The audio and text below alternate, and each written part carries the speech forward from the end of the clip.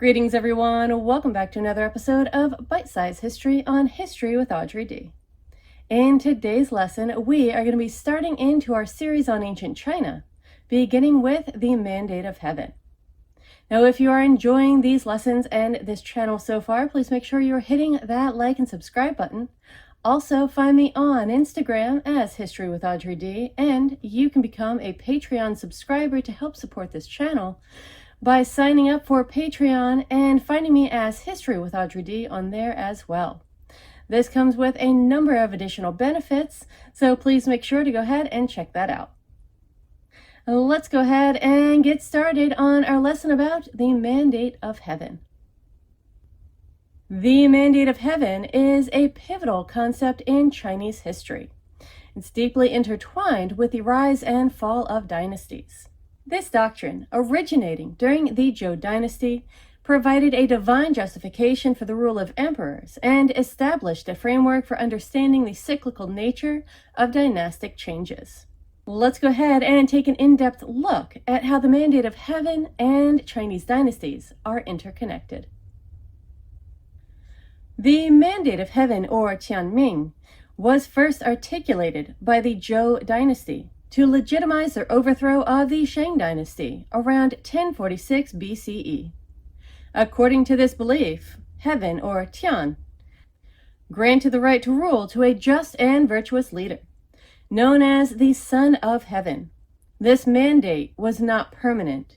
It could be withdrawn if the ruler became despotic or failed to govern wisely. Central to the Mandate of Heaven was the idea that the ruler had a moral obligation to govern for the benefit of the people.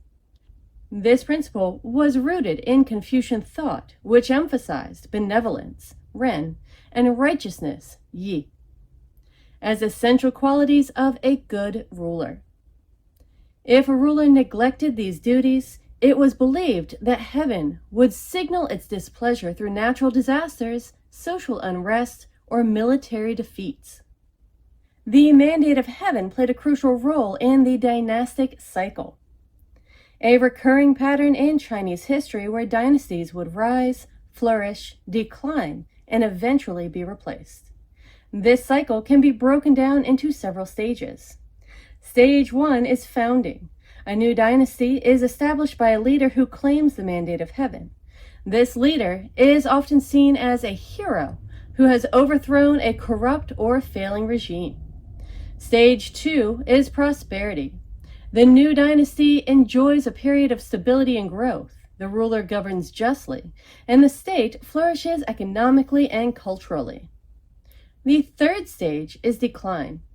Over time, the dynasty becomes corrupt and inefficient. Rulers may become more concerned with luxury and power than with the welfare of the people.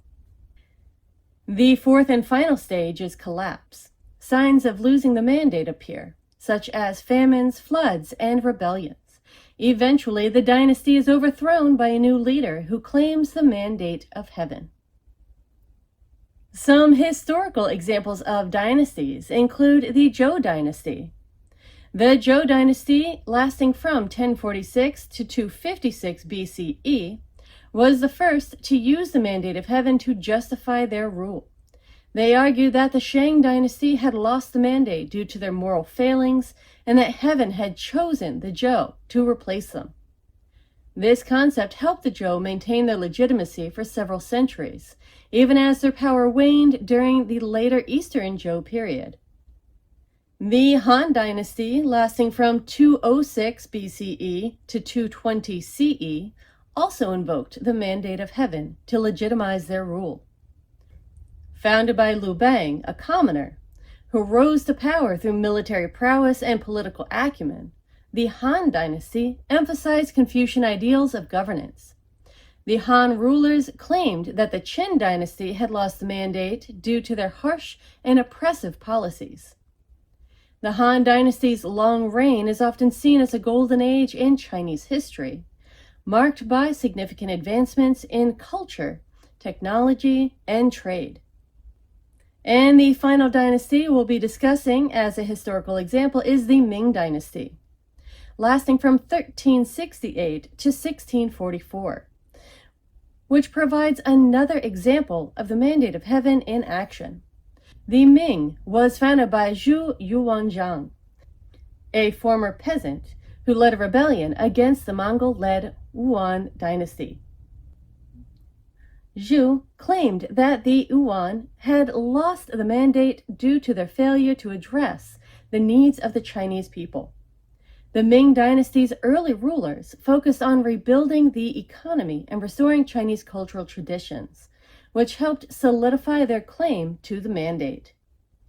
Looking at the mandate in practice, we see that it was not just a theoretical concept.